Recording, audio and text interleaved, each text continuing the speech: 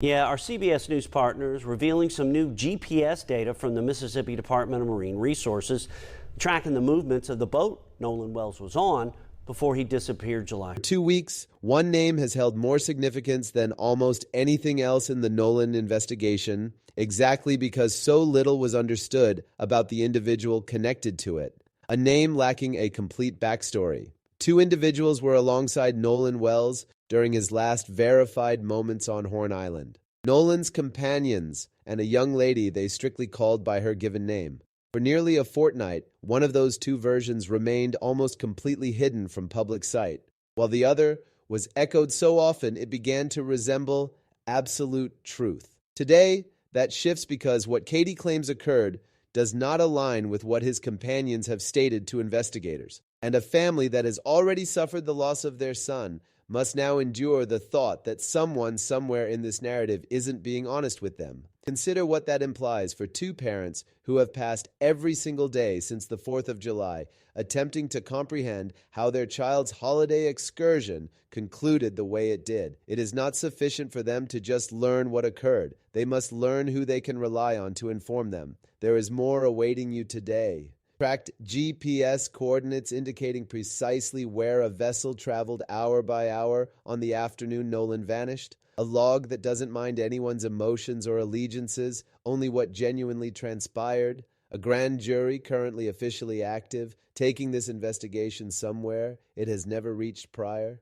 And a collection of minor peculiar details his very parents still cannot comprehend. Details that have absolutely nothing to do with internet gossip or viral videos and everything to do with what genuinely transpired on a barrier island near the shoreline of Mississippi. Prior to starting, a brief notice. This investigation focuses on the passing of a young man. So, if that is a difficult subject for you today, please look after yourself as we proceed. And if you wish to track this investigation as it unfolds, click subscribe right now and inform us in the comments where you are watching from today, because a family out there is wishing the correct individual watches this and recalls a detail they haven't disclosed yet. Let us begin with the name that required 2 weeks to emerge and the dread that arrived connected to it. Nolan engaged in a chat with a young lady on the shore. His companions would subsequently call her solely as Katie. That is where the verified details ended for an extended period. Katie's identity was not included in the initial wave of reporting. It was not in the preliminary remarks from the family's attorneys. While internet theorizing hunted down pool gatherings and out-of-context video segments, the single individual who might have conversed with Nolan last remained almost entirely unnamed, oblivious. Most probably that her identity would ultimately mean this much to individuals she had never encountered. A portion of the cause points back to the very initial evening he vanished. An evening that for his mom must have seemed like it extended on endlessly. Based on someone who was speaking with Christine Wansley as she attempted to locate where her boy was, Katie's name slipped into the chat almost accidentally, brought up as someone Nolan had desired to remain behind alongside. And then arrived a detail that rendered an already horrifying evening significantly worse. A rumor that Katie herself might be missing too, with no one on that line capable of stating who she genuinely was or where to even commence searching for her. Visualize that moment for a minute. A mom already hunting for one lost child, unexpectedly informed there might be two. No identity to connect to the additional concern. No phone number to dial. Merely more dread piled on top of dread that already had no place left to escape. That specific concern proved to be groundless. Katie was never lost. She had departed the island securely that afternoon on a separate vessel and had been contactable the whole time. Verification of that arrived not from law enforcement and not from Nolan's companions, but from her own mom, Gracie McCormick, who shared publicly to rectify the narrative once rumors regarding her child started circulating online in manners she never anticipated. Based on McCormick, her child was present on Horn Island that afternoon, hung out with Nolan, and the pair separated ways sometime that midday. She states her child has zero awareness of anything that occurred to him subsequently. She bid farewell to him. She boarded a separate vessel. She returned to a mom who had no clue at the moment that her child's name would shortly rest at the core of one of the most discussed investigations in the nation. If that were the entire narrative, it would conclude there peacefully, the way most minor footnotes in a massive tragedy usually conclude. It does not, because lawyer Ben Crump, acting for the Wells family, states Katie's version of that last chat is detailed and hasn't faltered, and it clashes directly with what Nolan's companions have stated. Based on Katie, Nolan stated to her he was intending to reunite with his companions and return to their vessel prior to them departing the island.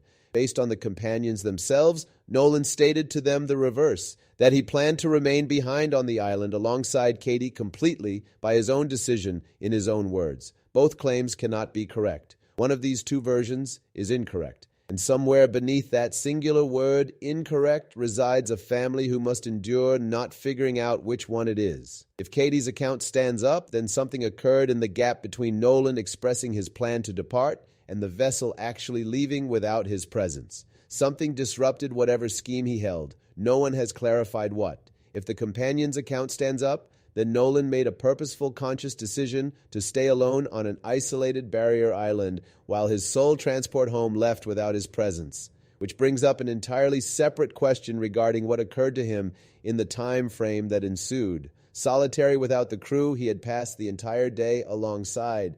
This is not a hypothesis pulled from a reply section or an assertion constructed on guesswork.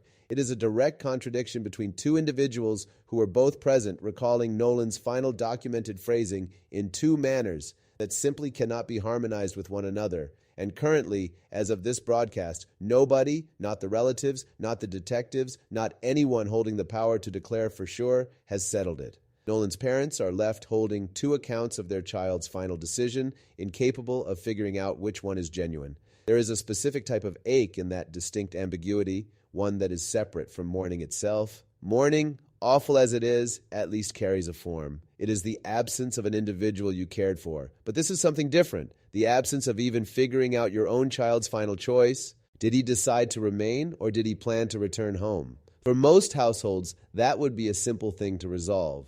Pieced together from a dozen minor confirmations that never even show up as significant until they are required. For the Wyosley household, it has turned into the single most difficult unresolved query in their child's whole investigation, and no one has been capable of handing them a genuine resolution yet. Now, apart from that chat, there are smaller discrepancies the household has brought up publicly.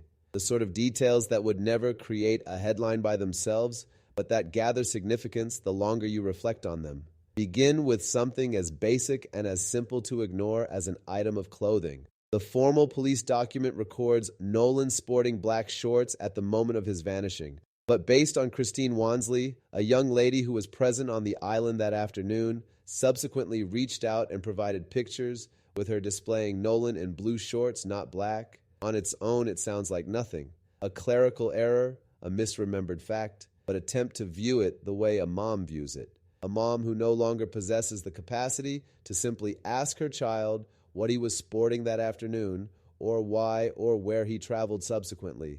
For her, that fact isn't a footnote to skip past. It is a string. And once you start tugging on one string in an investigation constructed almost completely on other people's recollections, you cannot avoid looking for the subsequent one. Then there is what occurred prior to Nolan's remains being even discovered. While his parents were still clinging to optimism, still half anticipating a phone ring that would conclude this horror with comfort instead of mourning. They traveled to retrieve his vehicle from a companion's driveway, a chore that should have consumed minutes. Based on the family, it became unexpectedly challenging. A companion arrived to the doorway stating he couldn't locate the key. He walked back indoors to search again. Minutes elapsed. Sort of minutes that appear infinite. You are standing on someone else's patio, waiting with your lost child somewhere out there, no method to. Ultimately, the keys showed up exactly where another individual overheard on a phone ring happened to state they had been the whole duration sitting on top spot. For a household already desperate for anything resembling a direct answer, a holdup like that doesn't appear as a coincidence.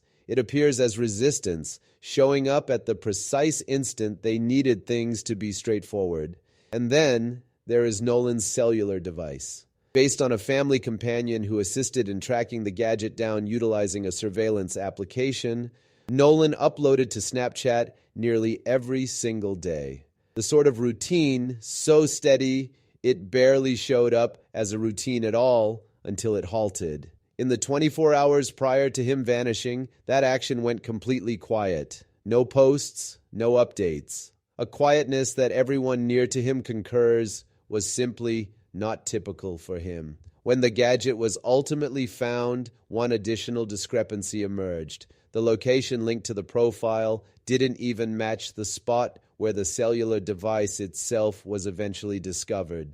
Think about what it must be like to sit with that specific fact as a parent. Nolan's digital existence had been, by every account, an open ledger, the sort of constant casual recording so usual among individuals his age that no one thinks twice regarding it. And then, for exactly the block of time that counts most, it goes silent. Not slowly, not with caution, just quietness. In the 24-hour span, his family would trade almost anything to comprehend. It is easy, observing from the exterior, to view a detail like that as a hint in the way a detective book views a hint, something with a clear reason waiting just around the bend. For Nolan's parents, it isn't that simple. It is one additional piece of their child's final day that doesn't act the way the remainder of his existence did, and they don't possess the privilege of viewing it as a narrative device. They must live with it as an unresolved question permanently until somebody provides them a genuine explanation.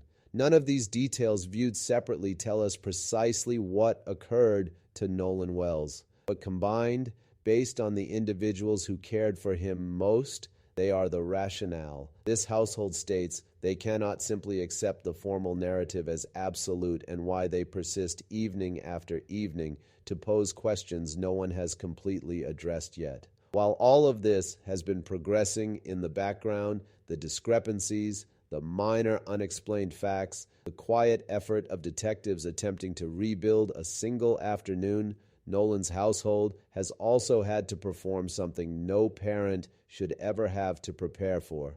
Bid farewell. Christine Wansley declared that her child's homegoing memorial would be hosted on Monday, July the 20th, at Centerpoint Church in Ocean Springs, the very community that watched Nolan mature, play football, and grow into the young man his mentors and teammates detail with such uniformity. A location that formerly cheered his signing day now must prepare to lay him to rest. And it is worth recalling beneath every headline and every bit of tracked data that this is still essentially a household mourning a child in front of an audience of millions they never requested. That is part of why correctness counts so much here. Every fact in this investigation is being consumed not simply by strangers online, but by two parents who will bear whatever gets spoken about their child for the remainder of their existence. They don't get to step away from this narrative once it stops trending. They reside inside it constantly now. And the only thing anyone observing can truly provide them is caution in how their child's narrative gets shared. If you wish to stay updated with every verified update in this investigation as it happens, subscribe right now, because what we are discussing next isn't founded on anyone's recollection or anyone's statement or anyone's version of events at all. It is founded entirely on tracked data, the one portion of this narrative that cannot be molded by mourning or loyalty or dread. Here is what the GPS log displays. At 9:56 in the morning on July 4th, the vessel holding Nolan and his companions departed its dock, commencing a day that nobody on board could have guessed would conclude the way it did. By 11:14, it had arrived at Horn Island. For multiple hours subsequently, the party remained together, observing the holiday the way so many others were doing that exact afternoon along that exact stretch of shoreline. At 4:31 that afternoon, based on data from the Mississippi Department of Marine Resources, the vessel departed Horn Island. Nolan was not aboard. It returned to its initial dock, and then instead of remaining there for the evening, it continued moving. At 5:52 p.m., the vessel traveled into Fort Bayou. By 6:06, it was back at the dock once more. Subsequently that evening, at 7:19 p.m., the vessel's tracked location shifted one additional time to the Fort Bayou boat launch. From there, based on the Marine Resources document, it was removed from the water completely and transported over land, likely towed by an automobile to a property in Biloxi owned by the vessel's proprietors. Sit with that timeline. 4 distinct movements logged automatically after the instant Nolan was left behind. Not one straightforward boat journey home, but a series of halts across multiple hours, concluding on land over 70 miles from where the day commenced. That timeline, tracked without any input from anybody linked to this investigation, is the exact window detectives are currently laboring to fully clarify, and the exact window Nolan's parents replay in their heads repeatedly, looking for what could have occurred inside it. Now to where the formal procedure stands and what has shifted most lately for a household that has passed weeks waiting for anyone in a role of power to simply sit down and speak to them directly. On July the 15th, Nolan's parents did exactly that. Christine and Elmore Wanley sat down face-to-face with Jackson County District Attorney Angel Myers McElrath. Their initial direct session with her department since Nolan's remains were discovered on Horn Island. Lawyer Ben Crump detailed the session subsequently as polite and honest, a minor but significant shift after over a week of feeling like they were on the exterior of their own child's investigation. And out of that session arrived confirmation that once the DA's probe concludes, its results will proceed to a grand jury. That phrase usually carries more emotional significance than it genuinely holds. So it is worth being exact here, both for the purpose of correctness and for the purpose of a household who has already had their narrative twisted enough. A grand jury submission is not a ruling. It is not a formal charge against any specific individual. It does not indicate charges have already been submitted, and it does not indicate detectives have determined a crime occurred. What it indicates specifically is that the investigation has reached a procedural point where its results will be formally evaluated to decide whether charges are justified at all. It is a mechanism, a procedure, progress, but not an ending. And this household understands better than anybody the distinction between those two phrases. Crump also utilized the moment to rectify something that had spread broadly online, the assertion that the FBI had essentially seized control of this probe. Based on a formal statement from FBI Jackson, the Bureau has aided Jackson County detectives with specific aspects of the investigation largely focused on threats issued against individuals linked to the probe, threats that crossed state borders and thus fell under federal authority. The Jackson County Sheriff's Office remains the primary agency throughout from the very initial search to whatever arrives next. The FBI's participation has been assistance, not authority. And then there is Nolan's cellular device, the piece of proof his household has highlighted from almost the very start as something that could carry genuine answers regarding his final hours. A tiny object that has somehow grown to hold the significance of an entire family's urge to comprehend what occurred to their child. Think regarding that for a minute. A gadget small enough to slip in a pocket, normal in every manner, currently sitting at the core of a grand jury submission, an FBI-aided threat probe, and a mom's final wish for comprehending her child's final hours. That is an immense amount of significance to place on something so tiny. But for a household with almost nothing else left to grasp onto, it has turned into one of the sole concrete items they possess. At the July 15th press event, both parties consented to something new, a collaborative inspection with specialists acting for the family operating alongside specialists linked to the formal investigation, analyzing the gadget collectively instead of individually, comparing discoveries in real time instead of issuing competing remarks after the event. Lawyer Eric Hertz is managing that endeavor on the family's behalf, operating with former law enforcement professionals brought in specifically for the technical effort involved. As of this broadcast, that inspection has not yet occurred. The family is currently waiting the way they have been waiting in one shape or another since the evening their child didn't return home,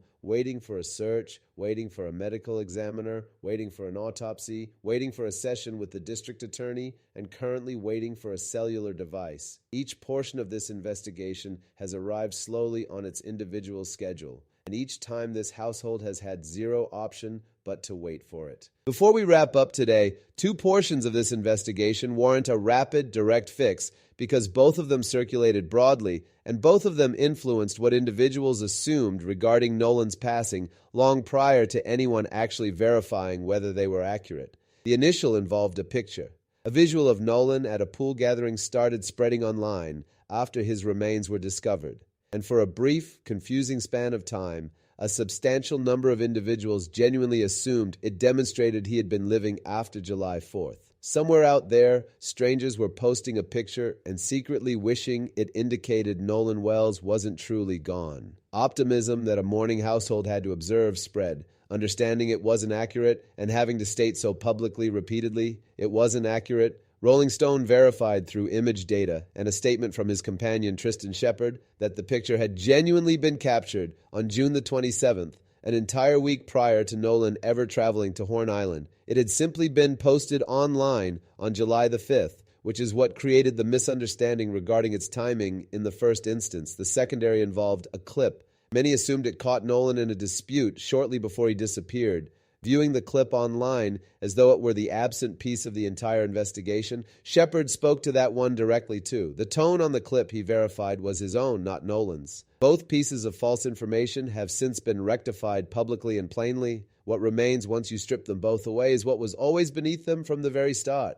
The timeline, the unsettled contradiction between two direct accounts in a household currently waiting calmly and publicly for somebody to provide them genuine answers instead of hypotheses. This investigation is currently active. It stays in every manner incomplete. The grand jury hasn't decided anything yet. The phone inspection consented to weeks prior still hasn't occurred. And the contradiction between Katie's account and the account provided by Nolan's companion still hasn't been settled by anybody with the genuine power to settle it. What we have presented today isn't guesswork, and it isn't the account of this narrative that circulated fastest online. It is what has genuinely been verified by name, by document, by confirmed reporting as of today. And it is in numerous ways the bare minimum a mourning household warrants. Not another hypothesis, not another gossip, simply the reality as far as it is presently understood, shared with the caution this narrative has always demanded. Somewhere in Ocean Springs tonight, a mom is organizing a memorial for a child she still doesn't completely understand losing. A dad is currently replaying a driveway, a set of missing keys, a phone ring he overheard, and a young lady named Katie, who never requested to become a piece of a national narrative, is enduring the realization that her final chat with Nolan Wells has turned into one of the most examined conversations in the nation. Even though by every account, she has done nothing apart from tell detectives what she recalls, that is the portion of this narrative that is simple to lose beneath the grand jury phrasing and the GPS timestamps and the legal wording. Beneath all of it, there is still simply a household in a small Mississippi town attempting to comprehend how a holiday boat excursion with companions concluded with their child gone. Nothing regarding a grand jury submission alters that. Nothing regarding a collaborative phone inspection alters that. Those are stages, significant ones, but they are stages toward an explanation this household hasn't acquired yet. If this presented the investigation more plainly than what you have observed elsewhere, forward it to someone who has been tracking the narrative and inform us in the comments which unresolved query you believe counts most presently. The chat on the shore, the GPS timeline, or one of the minor facts this household still cannot clarify. We will return with the subsequent verified update the instant there is one, because somewhere in Mississippi a household is currently waiting for the reality regarding that evening, and they warrant to have it shared correctly without guesswork, without skips, and without anything attached that isn't genuinely known.